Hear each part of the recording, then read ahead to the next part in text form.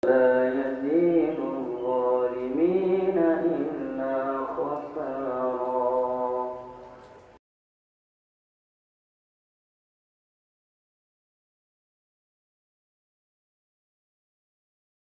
Assalamualaikum warahmatullahi wabarakatuh. Alhamdulillahi ala ni'matil iman. Alhamdulillahi ala ni'matil islam. Wassalatu wassalamu ala ashrafil anbiya'i wal mursalin wa ala alihi wa sahbihi ajma'in, amma ba'd. Jamaah salat isya dan tarawih yang dimuliakan Allah Subhanahu wa taala. Penceramah tarawih, terlebih dahulu kami akan menyampaikan mengenai laporan keadaan keuangan Masjid Panitia Amalia Ramadan 1442 Hijriah sampai dengan malam ke-26 Ramadan bertepatan dengan 7 Mei 2021 Miladiah. Saldo kas malam kemarin sebesar 35.013.900 rupiah. Adapun penerimaan isi kotak amal tarawih dan subuh sebesar 2.005.000 rupiah. Sumbangan dari hamba Allah 1.500.000 rupiah. Kemudian dari hamba Allah 500.000 rupiah. Kemudian hamba Allah 1 juta rupiah. Sumbangan dari hamba Allah lagi 12 dos nasi. Hamba Allah 20 dos nasi untuk buka puasa. Adapun pengeluaran biaya rutin untuk tarawih, subuh dan imam 1.700.000 rupiah. Beli nasi dos 100 1.500.000 rupiah. Beli nasi dos 30 untuk sahur 450.000 rupiah. Beli teh chai 200.000 rupiah. Total pengeluaran 3.850.000 rupiah. Saldo kas hingga malam ini 36.168.900 rupiah. Atas sumbangan dari jamaah diucapkan jazakumullahu khairan jazah. Terima kasih juga kami sampaikan kepada jamaah yang telah memberikan buka puasa. Semoga Allah memberikan pahala yang setimpal. Amin. Baik, insyaallah penceramah malam ini ialah Bapak Al-Ustadz Sirajuddin Kasim LC-MA. Alhamdulillah beliau sudah hadir bersama kita. Kepada Ustadz dengan hormat kami persilahkan. Sekian dari kami. Wassalamualaikum warahmatullahi wabarakatuh.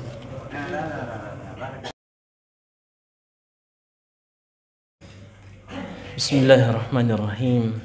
Assalamualaikum warahmatullahi wabarakatuh.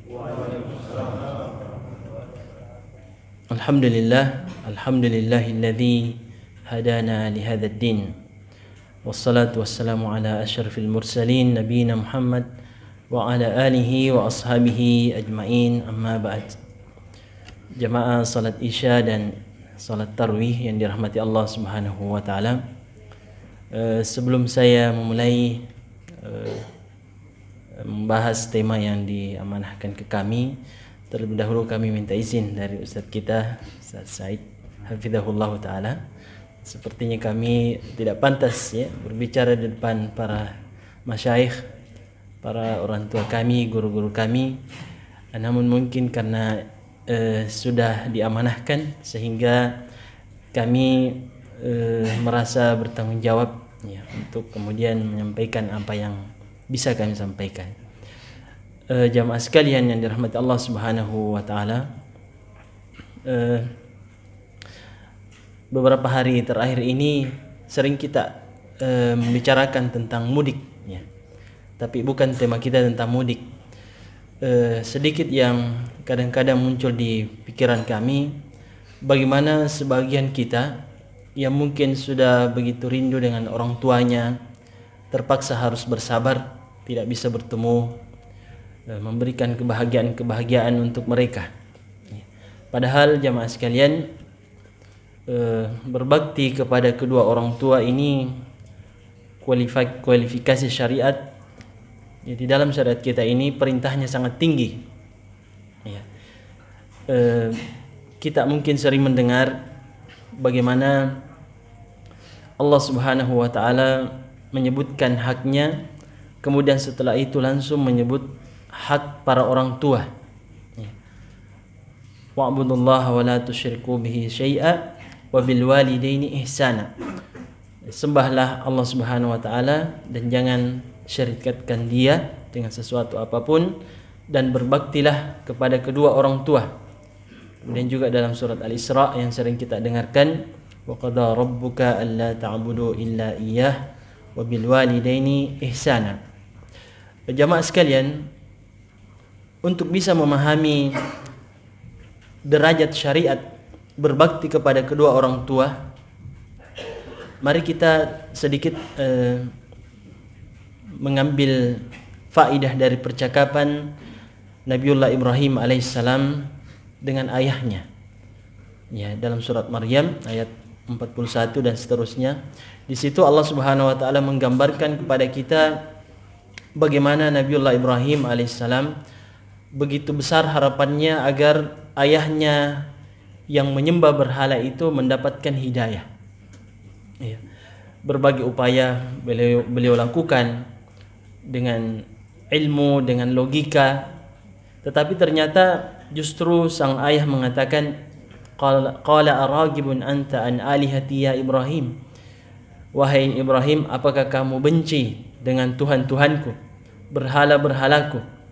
Lalu lebih keras ayahnya mengatakan, la illam tantahi, kalau kamu tidak berhenti mengajak saya kepada agamamu, la arjumannak, maka aku akan merajam engkau, melempari engkau, wahjurni maliya, dan tinggalkan saya dalam waktu yang lama. Itu ucapan sang ayah yang sebenarnya jamaah sekalian, mereka berdua saling menyayangi. Ya, Nabi Ibrahim menyayangi ayahnya, dan seorang ayah juga menyayangi anaknya. Ya, itu tabiat. Ya, tetapi ketika terkait persoalan agama dan akidah, ya muncullah percakapan yang seperti ini. Tetapi apakah Nabi Ibrahim sampai di situ saja upayanya? Justru semakin nampak bagaimana begitu besarnya harapan beliau dan kasih sayangnya kepada ayahnya ketika mengatakan ya abati. Ini sedikit faedah jamaah sekalian, bahwa dalam bahasa Arab itu berbeda ucapan ya abi dengan ya abati. Ya abi, wahai bapakku, tapi ya abati ini panggilan kasih sayang dalam bahasa Arab. Dan ini konsep Al-Quran ya.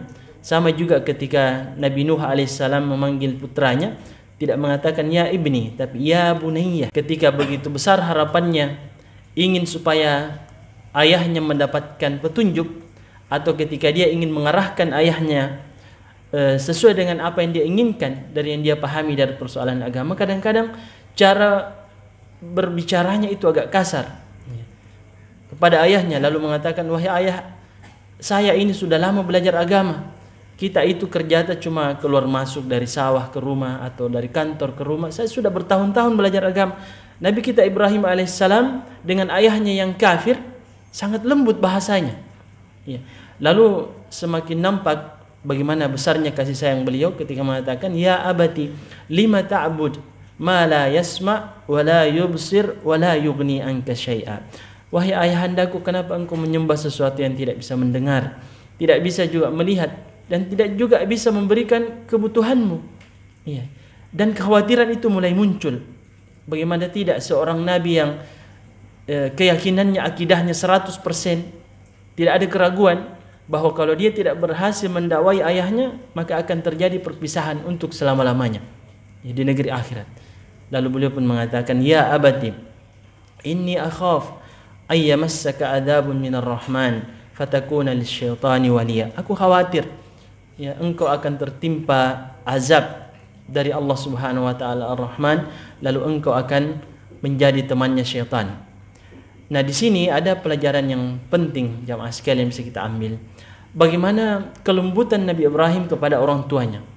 Harapannya yang begitu besar agar sang ayah mendapatkan hidayah. Ya. Bagaimana kesabaran beliau berbakti kepadanya padahal orang tuanya kafir. Nah, kita ini subhanallah, orang tua kita masih muslim, masih bersujud kepada Allah Subhanahu wa taala. tentu lebih pantas bagi kita untuk bersabar dan melembutkan kalimat-kalimat kita kepada mereka. Karenanya Allah Subhanahu wa taala mempertegas hal ini. Coba kita perhatikan dalam surat Luqman. Ketika Luqman berwasiat kepada putranya, ya, wa in jahadaka ala an tusyrika bi ma laysa laka bihi ilm fala tuti'huma wa sahibhuma fid dunya ma'rufa. Di sini sangat jelas bagaimana seorang ayah, kata Luqman Al-Hakim, jika kedua orang tuamu memaksamu, ya, untuk berbuat syirik kepadaku, ya, kepada Allah Subhanahu wa taala tanpa dasar ilmu, ini kalau dibahasakan dengan bahasa yang lain, seandainya kedua orang tuamu memaksamu kekal di dalam neraka. Ya, karena kesyirikan itu jika dibawa mati orang akan kekal di dalam neraka. Tetapi apa kata Allah Subhanahu wa taala? Pertama, fala tuti'huma. Jangan ditaati, karena hak Allah adalah segala-galanya harus didahulukan. Namun Allah Subhanahu wa taala mengatakan wa sahibhuma fid dunya ma'rufa. Tetap kita temani dia dengan cara yang baik. Ya, berdialog dengan cara yang baik. Jangan ditinggalkan, jangan putuskan silaturahim. Nah, kita ini kadang-kadang baru urusan duniawi, ya mungkin karena katakanlah pembagian warisan yang menurut kita kurang adil, kita sudah boikot orang tua kita. Bertahun-tahun kadang kita tidak berbicara dengannya. Ini urusan akhirat, ya, yang kita pahami, ini inti daripada hidup kita di dunia. Jika saja orang tua kita memaksa kita masuk neraka, kita pun masih diperintahkan berbakti kepada keduanya. Ini jarang dipahami oleh banyak orang jamaah sekalian, bagaimana kualifikasi perintah, ya, berbakti kepada orang tua dalam syariat kita. Ada sebuah hadis yang mungkin ini bisa lebih memperjelas bagaimana kedudukan berbakti kepada kedua orang tua.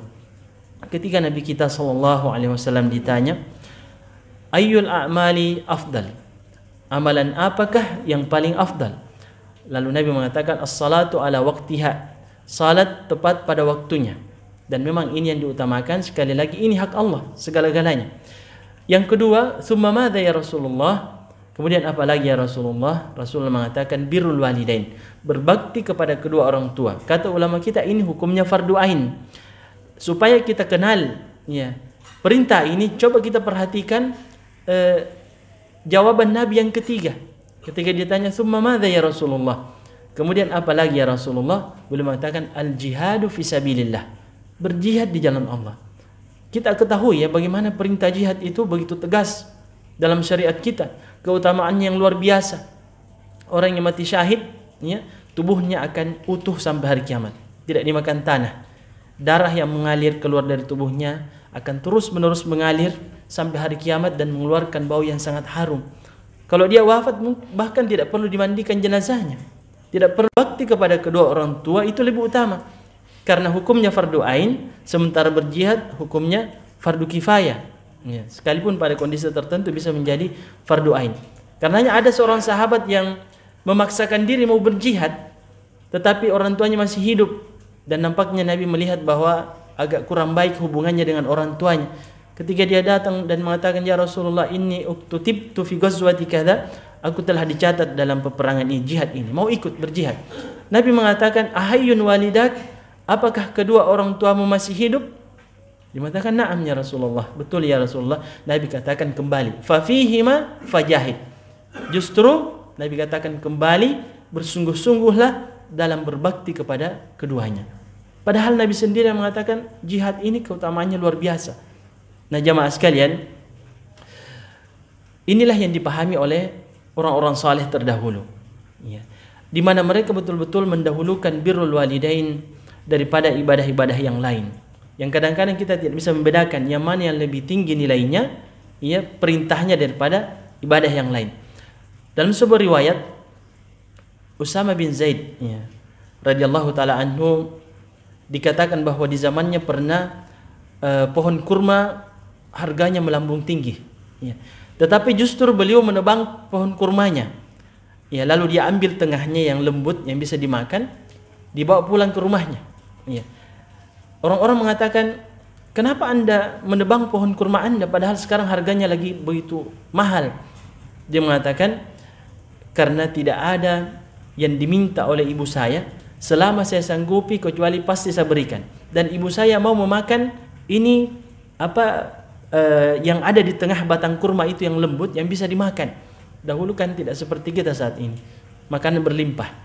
Ya, karena ibunya yang meminta, dia mengatakan saya tidak pikirkan yang lain, karena tidak pernah ibu saya meminta sesuatu kalau saya sanggupi kecuali pasti saya berikan. Kemudian Muhammad Ibnul Munkadir, salah seorang di kalangan tabi'in, dalam riwayat dikatakan bahwa pernah ibunya di malam hari minta untuk dipijit. Iya.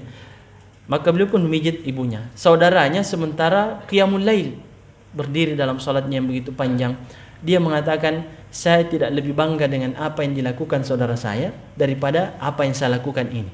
Bahkan beliau mengatakan, andaikan saudara saya mau tukaran, gantian, saya lagi yang salat, dia yang pijit ibu saya tidak mau. Itu karena beliau pahami ini fardu ain, ini sunnah muakkadah. Ya, kadang kita tidak bisa bedakannya. Ada amalan jamaah sekalian kadang sedikit tapi tinggi pahalanya karena didasari dengan ilmu. Ada juga amalan yang mungkin besar dilihat oleh mata tapi tidak terlalu besar pahalanya karena kita tidak memahami ya kapan amalan itu menjadi lebih besar pahalanya daripada yang lain. Kita mungkin pernah mendengar kisah Juraij, Ashabul Ukhdud. Kenapa boleh dihukum? Disebutkan dalam riwayat itu karena ketika dia salat sunnah, dia dipanggil oleh ibunya. Lalu muncul di benaknya dan mengatakan, ya Allah, salati am ummi, yang mana saya dahulukan, salatku atau ibuku? Lalu kemudian dia mendahulukan salatnya, akhirnya dihukum. Hukumannya itu adalah bahwa sebelum dia wafat, dia melihat al-baghiyat, para pezina, dan ini hukuman. Ini juga memberikan kita bukti ya bahwa berbakti kepada kedua orang tua itu adalah segala-galanya di atas syariat-syariat yang sifatnya sunnah. Ya, ada seorang ulama, ini yang menarik jamaah sekalian, namanya Haywa bin Shuraih. Ya, putranya Shuraih. Ya, Shuraih Al-Qadi ini hidup di zamannya Umar bin Khattab, pernah diangkat menjadi qadi, hakim, kalau tidak salah di Basrah.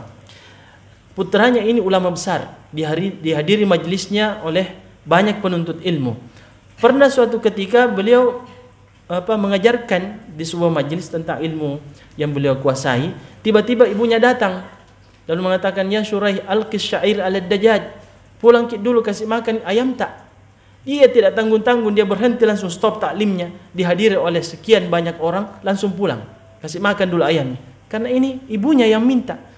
Dan subhanallah, kami sendiri pernah melihat dosen kami dari Saudi, sementara isi taklim ba'da salat subuh di bulan Ramadan, ya, sementara menyampaikan ilmunya, tiba-tiba ibunya menelpon, ya, langsung dia angkat teleponnya, tidak peduli sudah sampai di mana pelajarannya tadi, langsung diangkat. Nanti setelah bicara dia biarkan ibunya sampai puas bicara.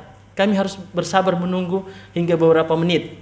Setelah itu baru besar, ya, setelah para orang tuanya habis-habisan, ya, berkorban demi kebahagiaannya, mulai ketika dia dikandung dan ketika ibunya melahirkannya harus mempertaruhkan nyawanya, tidak juga langsung tumbuh besar, tetapi orang tua harus banting tulang mencari nafkah untuk dia. Tiba-tiba ketika dia besar, seakan-akan dunia terbalik, ya.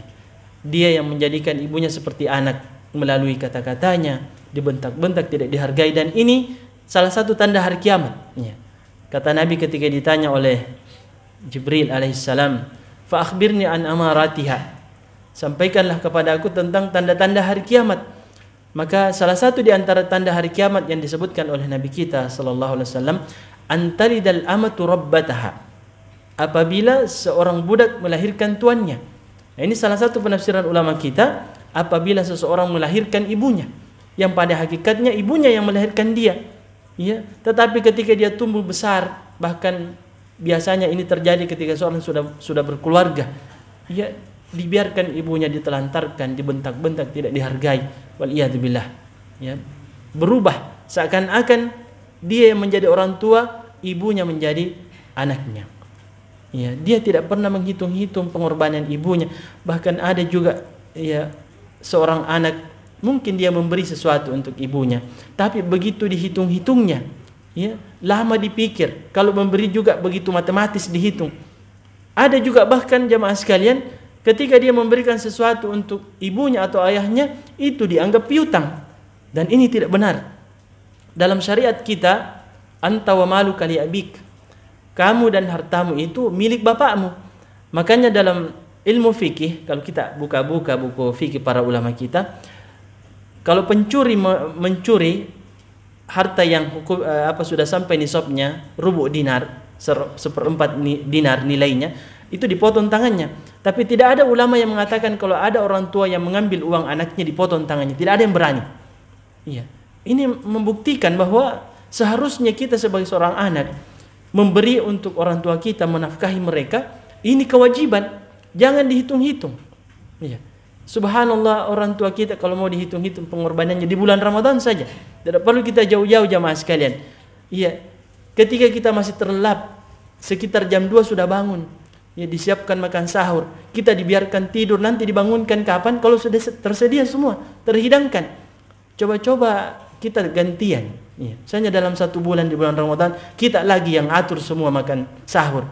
Untung kalau kita sanggup itu. Tetapi ibu kita lakukan itu dengan kebahagiaan. Lantas kenapa tiba-tiba jamaah sekalian ketika kita sudah berkeluarga kita lupa mereka, kita tidak lagi menghubungi mereka. Di bulan Ramadan juga kadang-kadang ketika mereka berada di kampung jarang kita telepon, ya, dan ada kesempatan untuk mudik kita juga tidak mudik, ya. Ini waliyadzubillah perlu dipertanyakan, ya, karena ini ya surga dan neraka kita, ya. Surga dan neraka kita ada pada orang tua kita, ya. Ridallah fi ridal walidain wa sakhtullah fi sakhtil walidain. Nah, terakhir jamaah sekalian, bagaimana cara kita berbakti kepada mereka? Momentum terbaik di bulan Ramadan ini, ya. Pertama, jangan pernah lupa mendoakan mereka. Kita semua ini statusnya adalah anak, sekalipun kita sudah bercucu, baik orang tua kita yang masih hidup ataupun yang telah wafat. Nabi Ibrahim pada percakapan yang kita sebutkan tadi, setelah orang tuanya mengatakan wahjurni maliya, tinggalkan saya, apakah beliau tinggalkan begitu saja? Justru beliau mengatakan salamun alaik, keselamatan bagimu wahai ayah. Sa'astaghfirulaka rabbi, aku akan meminta ampunkan engkau kepada Rabbku. Innahu kana bi hafiya, sesungguhnya dia sangat baik kepada aku. Padahal orang tuanya kafir. Paling tidak ini memberikan gambaran kepada kita jamaah sekalian, bahwa jika saja orang tua yang kafir dan seorang nabi paham syariat, beliau mau mendoakan orang tuanya, apalagi kita, orang tua kita yang masih muslim. Dan ketika orang tua kita sudah wafat, inilah saat-saat di mana mereka sangat membutuhkan doa-doa kita jamaah sekalian. Ya, betapa banyak para orang tua yang dilapangkan kuburannya itu karena doa-doa anaknya. Dan disinilah juga akan terbukti siapa yang tulus dalam baktinya kepada kedua orang tuanya. Ketika orang tua kita masih hidup, mungkin ada orang yang berbakti kepada mereka tetapi ada motivasi-motivasi lain. Mungkin karena mau dilihat oleh saudara-saudaranya yang lain, atau memang dia punya keinginan dari orang tuanya. Tapi setelah mereka wafat, disinilah akan dilihat, mendoakan mereka. Suatu saat kita juga akan menjadi orang tua jamaah sekalian. Ya, dan saat inilah ketika mereka telah berada di bawah tanah sangat membutuhkan doa-doa kita. Yang kedua jamaah sekalian, coba-coba kita ingat, ya, apa-apa yang mungkin pernah dinasihatkan oleh orang tua kita kepada kita di masa mereka masih hidup, lalu kita amalkan. Ini akan menjadi perbendaharaan pahala untuk mereka. Mungkin mereka pernah mengatakan jaga ki salat tanah, jaga ki puasa tak, jangan ki balap-balapan. Lalu ini membuat kita tergugah, lalu kita amalkan itu, sekalipun kita paham dalilnya, wajibnya salat, wajibnya puasa. Tetapi kalau yang memotivasi kita melakukan itu semua karena kita ingat, ya, nasihat orang tua kita, ini akan menjadi pundi-pundi pahala bagi mereka. Ini jarang juga orang paham. Innamal a'malu binniyat. Ya, amalan itu kan tergantung niat kita jamaah sekalian. Jadi masih banyak sebenarnya kiat-kiat untuk bisa berbakti kepada kedua orang tua, baik yang masih hidup ataupun yang sudah wafat. Silahkan kita baca buku-buku ulama kita yang menjelaskan tentang amalan-amalan yang bermanfaat bagi orang tua kita. Saya kira demikian yang bisa kami sampaikan, mudah-mudahan bisa memberi manfaat. Hadanallahu wa iyyakum, subhanakallahumma bihamdik, asyhadu an la ilaha illa anta astaghfiruka wa atubu ilaik. Wa akhiru da'wana alhamdulillahi rabbil alamin. Wassalamualaikum warahmatullahi wabarakatuh.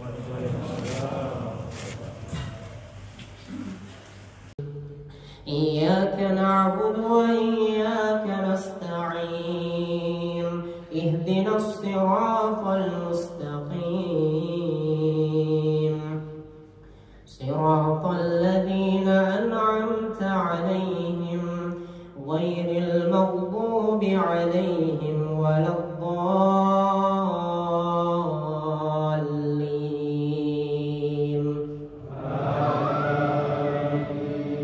بك من سخطك والنار.